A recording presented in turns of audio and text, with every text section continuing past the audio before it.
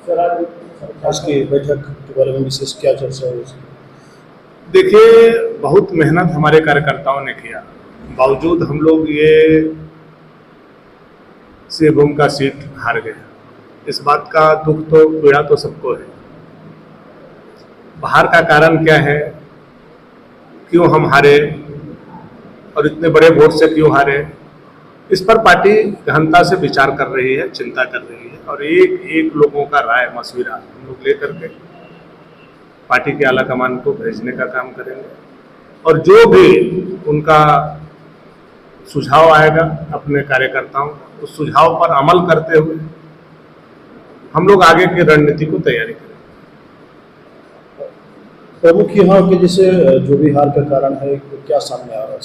नहीं, देखिए, हार के कारण का कोई एक कारण नहीं होता है और जीत का भी कोई एक कारण नहीं होता है, कई कई कारण होता है।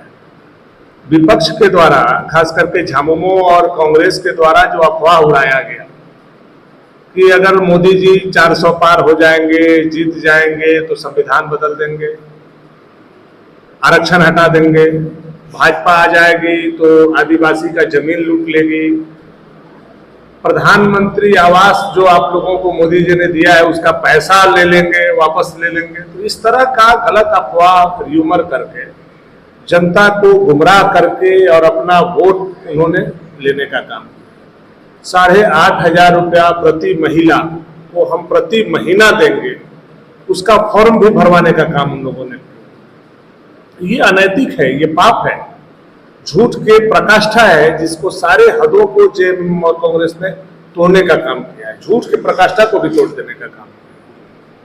तो अब देखिए, अब जनता धीरे धीरे चीजों को समझ रही है कि मोदी जी का विकास क्या है, भाजपा का सोच क्या है। आज आदिवासी एक राज्य में नहीं, कई कई राज्य में, बगल के उड़ीसा में मुख्यमंत्री हैं, बगल के छत्तीसगढ़ में मुख्यमंत्री हैं, हमारे प्रदेश के अध्यक्ष बाबूलाल मरांडी जी आदिवासी हैं, हमारे अर्जुन मुंडा जी इतने बड़े नेता हैं।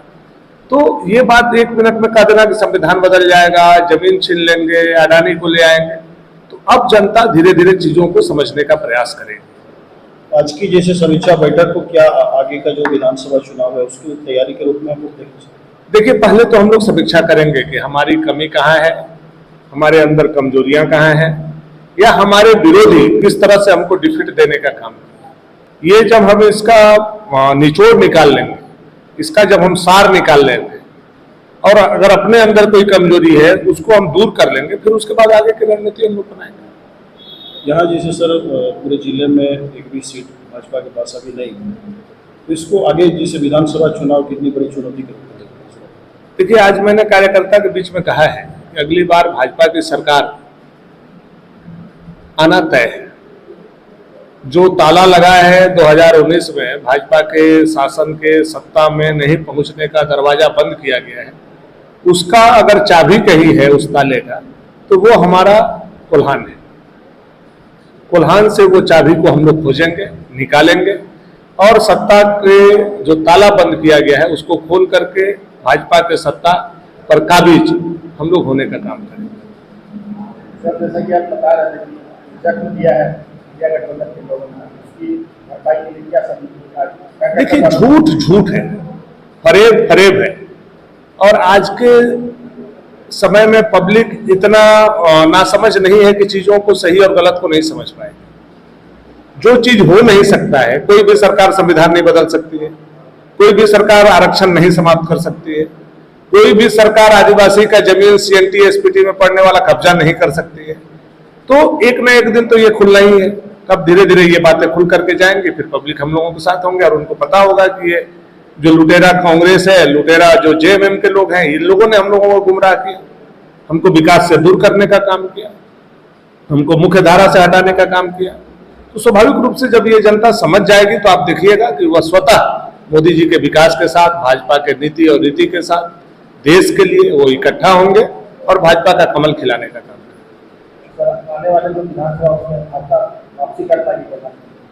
बेशक कर पाएगी। आप देखिए, हमारे इतना विपरीत परिस्थिति में भी हमारे कार्यकर्ताओं ने कितना मेहनत किया है। इस कड़ाती धूप में, इस अफवाह के गर्म बाजार में भी हमारे कार्यकर्ताओं ने पसीना, खून और पसीना दोनों लगा करके मेहनत किया है। कम संसाधन में हम लोगों ने चुनाव लड़ा है बावजूद हम लोगों ने इतना अच्छा परफॉर्मेंस किया है। तो अब जब ये बातें साफ हो जाएंगी कि ये अफवाह था, ये दिग्भ्रमित करने की कोशिश की गई, तो फिर पब्लिक हम लोगों के साथ कनेक्ट होगी और फिर जैसे कोल्हान में पुराना परफॉर्मेंस हमारा था पुनः हमको प्राप्त होगा। Thank you sir.